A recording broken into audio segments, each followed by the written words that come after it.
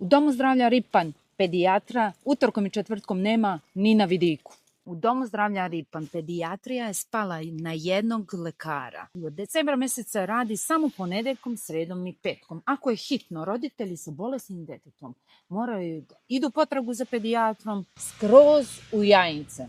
Ukazivali smo na loše upravljanje domovima zdravlja tako što, na primjer, lekar krši propise jer prelazi iz bolesne u zdravu stranu, a ovdje se dešava problem u radu laboratorije, koji radi inače samo ponedeljkom i četvrtkom. Svim ostalim danima može samo da se ide u Jajince ili da se ode u privatnu laboratoriju. Naselje Ripanj je urbana zajednica gdje žive hiljade ljudi.